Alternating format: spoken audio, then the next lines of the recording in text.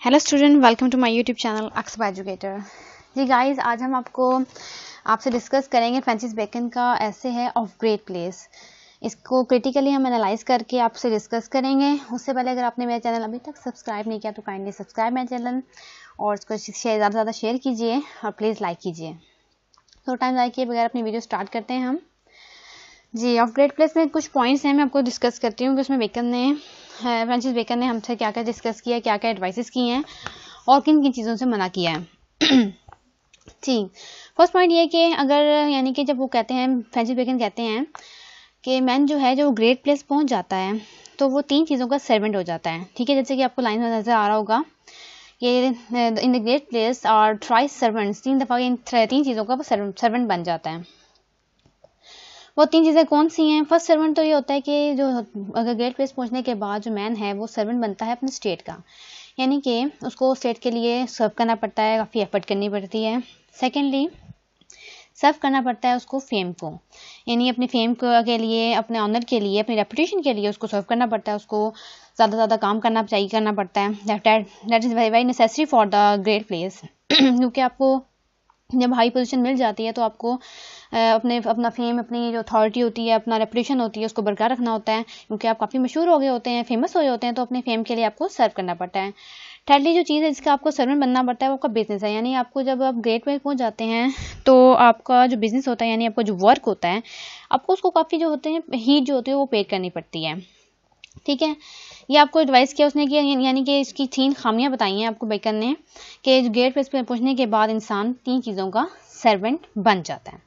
Second point ये कि जो इंसान के ऊपर जो अपना फ्रीडम होता है, अपनी जो अथॉरिटी होती है, यानी कि जब वो अपनी सिंपल लाइफ भी गुजारा होता है उसमें वो काफ़ी फ्री होता है। लेकिन जब आप ग्रेट प्लेस पे पहुंच जाते हैं तो आपका जो फ्रीडम होता है वो ख़त्म हो जाता है, वो no more, the freedom will be no more, बाकी नहीं रहता, बल्कि फ्रीडम आपका ख़त्म हो जाता है। नेक्स्ट पॉइंट क्या है जी,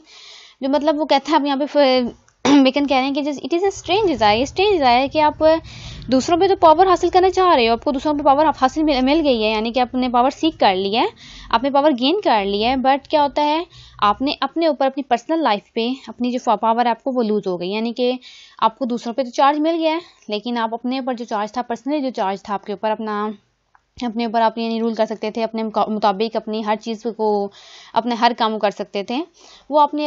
ऊपर जो चार्ज है ना वो लूज़ कर दिया है। तो वो कहते हैं ये बहुत स्ट्रेंज डिज़ायर है कि हम दूसरों पे मतलब तो पावर हासिल करना चाहते हैं, हम चार्ज हासिल करना चाहते हैं, लेकिन हम खुद पे अपना जो पावर चार्ज होती है,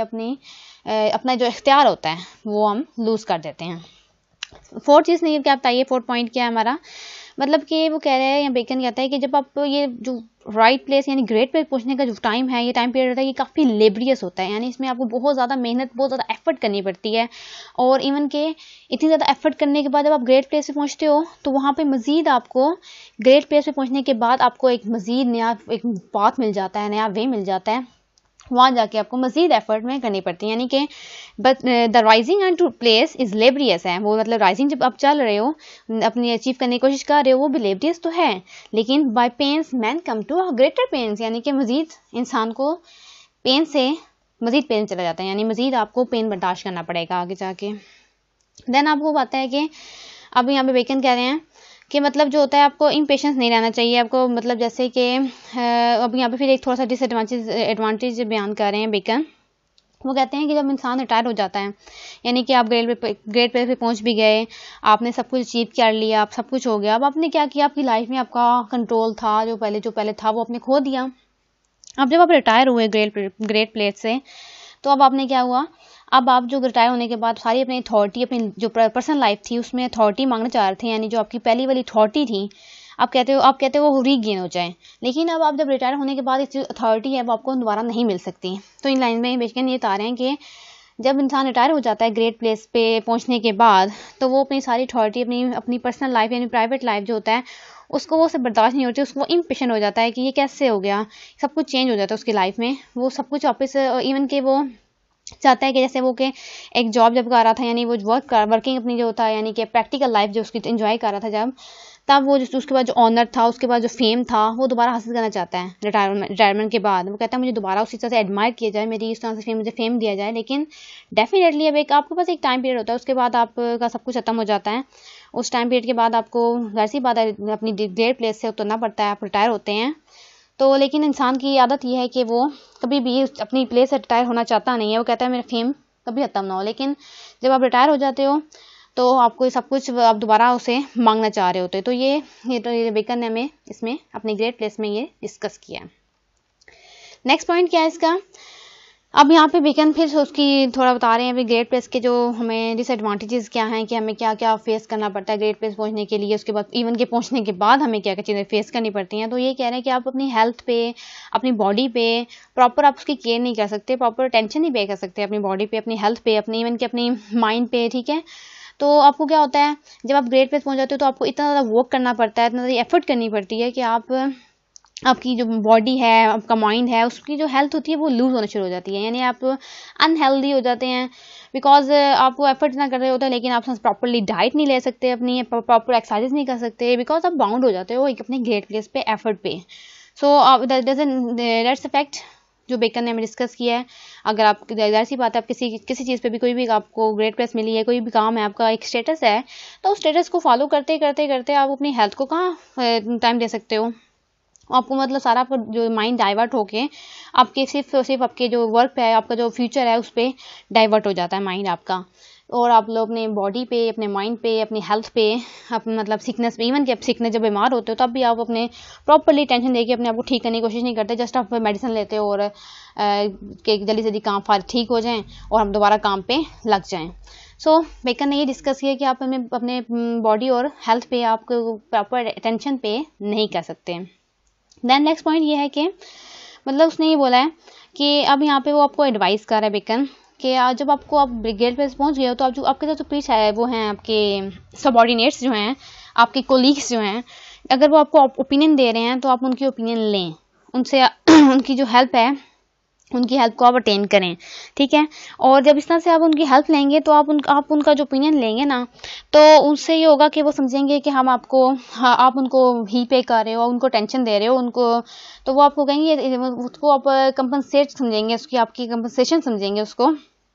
तो वो खुश हो जाएंगे, आपसे हैप्पी होंगे कि हमारा ऑफिसर, हमारा जो है, जो भी कोई आप कह सकते हैं कि जो ग्रेट प्लेस पे जो भी आपका स्टेटस है, मतलब वो वाला बंदा आपके साथ सिंसियर है, यानी आपकी ओपिनियन ले रहा है। मतलब ये अब वो आपको वर्ल्डली विजडम सिखा रहा है, यानी कि आपको लाइफ में चलना कैसे है। बेकन एक्चुअल में एक आपको वर्ल्डली विजडम, मटेरियलिस्टिक अप्रोच देता है, कहते हैं ना यूटिलिटेरियन अप्रोच देता है आपको बेकन। तो बेकन इसमें यानी आपको ये बता रहा है कि आपको किस तरीके से अपनी ग्रेट प्लेस पे चलना है, उस पाथ पे कैसे चलना है, किसको कैसे डील करना है, किन लोगों से कैसा सलूक करना है, वो सब आपको अपने इस ऐसे में बता रहा है।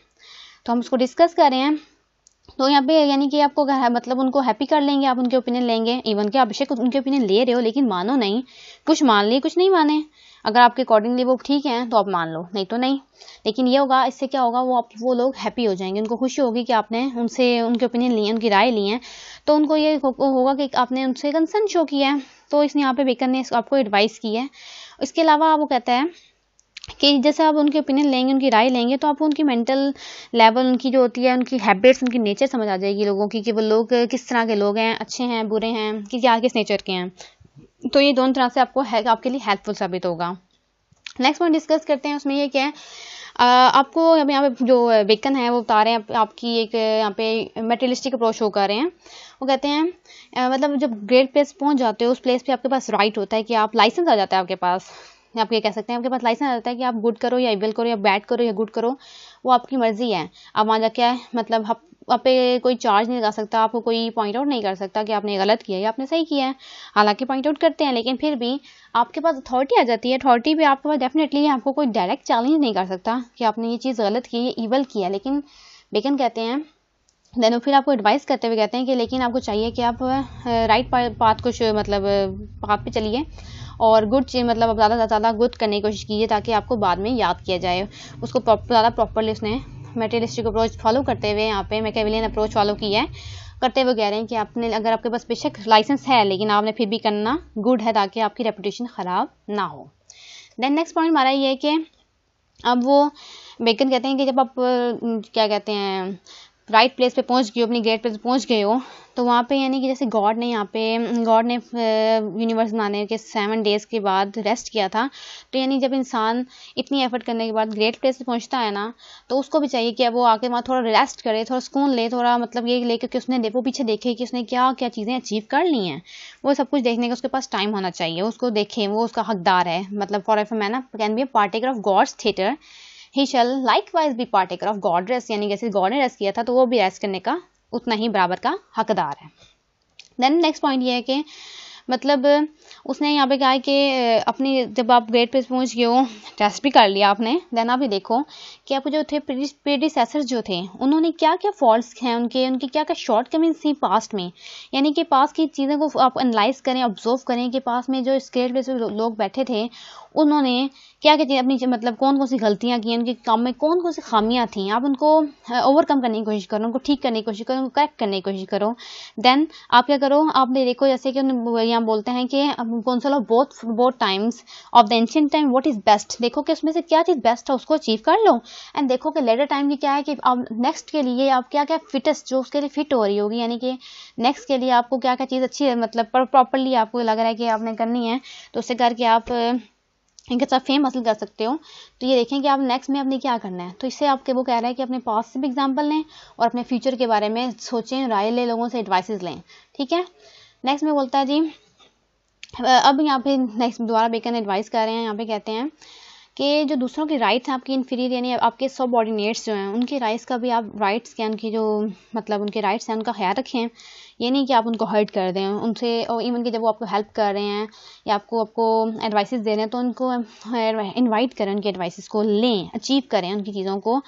एक्सेप्ट करें, उनके एडवाइसेस को, ताकि आपको मतलब आपको थोड़ा उनको भी फील हो कि आप उनके राइट का ख्याल रख रहे हैं, उनके हकूक़ का ख्याल रख रहे हैं, और साथ ये कि आपको उनसे बहुत फ़ायदा भी होगा। अगर आप वो यूज़ कर रहे हैं तो ठीक है, नहीं तो अगर आपको अच्छी नहीं लग रही तो आप रिजेक्ट कर दें, लेकिन ये होगा कि इससे आपको वो आपकी हेल्पफुल साबित हो जाएंगे वो, और वो आपको अच्छा समझेंगे, आपको मतलब आपके लिए रेपुटेशन के लिए बहुत अच्छी बात है। देन नेक्स्ट पॉइंट में ये कि अब अथॉरिटी के कह रहे हैं जो 4 वॉइसेस हैं उसको वो कह रहा है कि इनको इग्नोर करें, इसका ध्यान रखना है कि आपने ये 4 वॉइसेस आपने नहीं अपनानी, आपने अपने अंदर आने नहीं देनी। ये वॉइसेस कौन कौन सी हैं? फर्स्ट वॉइस बताइए डिलेज, यानी किसी आपने अपने काम जब कर रहे हैं तो उसमें डिले नहीं करना, अब डिले करोगे तो ये आपकी वीकनेस से मार्क की जाएगी। नेक्स्ट वॉइस सेकंड वॉइस क्या है, इसमें है करप्शन, यानी कि करप्शन आपने बिल्कुल नहीं करनी। अगर आप हाई अथॉरिटी बैठे हुए अथोराइज हैं आप लोग तो आपने करप्शन नहीं करनी, डिले नहीं करना। देन रफनेस क्या है, जब आपका हार्श एटीट्यूड ना हो, दूसरों के साथ आप हार्शली बात ना करें, रफनेस आपने यूज़ नहीं करनी। देन फैसिलिटी, यानी कि आपकी जो ग्रेट प्लेस पे आपको फैसिलिटी मिल रही है आपने सारी वो फैसिलिटी अपने लिए यूज़ नहीं करनी, बल्कि अपने स्टेट के लिए, अपने फिर जो बाकी फैसिलिटीज़ यानी कि लोगों को प्रोवाइड करनी है, तो कोशिश करनी है कि सारी फैसिलिटी अपने लिए यूज़ नहीं करें, पर्सनली यूज़ में मत लाएं फैसिलिटी को। तो ये 4 चीज़ें वेकन ने बताई हैं कि इन 4 चीज़ों से आप को अवॉइड करें, इनका ख्याल रखें, ये 4 वैसे आपने नहीं करनी। देन अब आपको मैं क्रिटिकली एनालाइज कर बताती हूँ कि बेकन ने इसमें अलूसिवनेस यूज़ किया। अलूसिव मतलब यानी कि उसने डिफरेंट बाइबल से, डिफरेंट राइटर से, उनके राइटर के पॉइंट ऑफ व्यू से अपने मतलब उसने अलूसिवनेस यूज़ किया, यानी कि उनके व्यू पॉइंट्स को लेकर अपने पॉइंट्स ऑफ व्यू को उसने बिल्कुल क्या कहते हैं अथेंटिक किया उसने। जैसे कि यहाँ पे बाइबलिकल रेफरेंस दिया है इसमें सोलोमन का, जैसे कि हम पीछे पढ़ चुके हैं, to respect the person is not good, for such a man will transgress for a piece of bread. यहाँ पे सोलोमन मॉडल से उसने लिया है, सोलोमन सेठ की यहाँ पे एग्जांपल कोट की है, कोटेशन की दूसरों की लेते हैं और बेकन अपने एसेस में उसने उनको कोट कर दिया है। जैसे कि यहाँ बेकन कह रहे हैं कि जो शख्स जो है उसकी रिस्पेक्ट मतलब करना अच्छा नहीं है, जो शख्स जो है एक सिर्फ चंद रुपयों के वजह से या कुछ लालच की वजह से तब्दील हो जाए, अपने बात तब्दील करे, अपने पॉइंट ऑफ व्यू तब्दील कर ले, तो अब वो उस आदमी की रिस्पेक्ट करना इज़ नॉट गुड। ठीक है, देन हमारे पास एक और अलूसिवनेस की एग्जांपल है, ये जो पार्टी का आपको मैंने समझाया कि गॉड थिएटर, यानी कि गॉड ने वर्ड क्रिएट कर यूनिवर्स क्रिएट करने के बाद 7 डेज़ के बाद रेस्ट किया था, तो उन्होंने यानी कि यहाँ पे बेकन ने अलूसिवनेस यूज़ की है, उसका रेफरेंस दिया अपने इसको ऐसे में ग्रेट प्लेस में कि यानी एफर्ट के बाद आपको रेस्ट करना मस्ट होता है। ठीक है, देन नेक्स्ट पॉइंट हमारा ये है यूटिलिटेरियन अप्रोच। यानी कि सिर्फ वर्ल्डली विजन को फॉलो किया जाए, यानी कि अब वर्ल्डली विजन को फॉलो करने के लिए क्या बता रहे हैं कि अपने पास टाइम से अपने क्या कहते हैं अपनी एडवाइसेस लेनी है, चीज़ों को देखना है कि पास टाइम में क्या लोगों ने क्या क्या किया हुआ था, उनकी क्या चीज़ अच्छी थी, क्या चीज़ बुरी थी, उसको देखभाल के आपने आगे कदम रखना है। और नेक्स्ट वर्ल्ड के लिए आपने आपके लिए क्या फिटेस्ट है, आपने उसके अकॉर्डिंगली अपनी चीज़ों को वैसे ही करना है। ये होगी इसकी यूटिलिटेरियन अप्रोच हो गई। देन नेक्स्ट हमारा पॉइंट है मेटाफर एंड सिमिलीज। अब देखेंगे बेकन कैसे जो होंगे वो they are all replete with the metaphors and similes, भरे हुए हैं ये, मतलब फुल ऑन मेटाफर्स हैं, फुल ऑन सिमिलीज हैं, बहुत सारे सिमिलीज यूज़ किए हैं, बहुत सारे मेटाफर्स यूज़ किए हैं, मटेरियलिस्टिक अप्रोच यूज़ की है, यूटिलिटेरियन अप्रोच यूज़ की है, ठीक है, फिगरेटिव लैंग्वेज यूज़ की है बेकन ने। तो मतलब देखते हैं यहाँ पे मेटाफर्स क्या है, जिसमें जब ये अब the rising into place is laborious है, यहाँ पे उसने लेबर को, पेन को,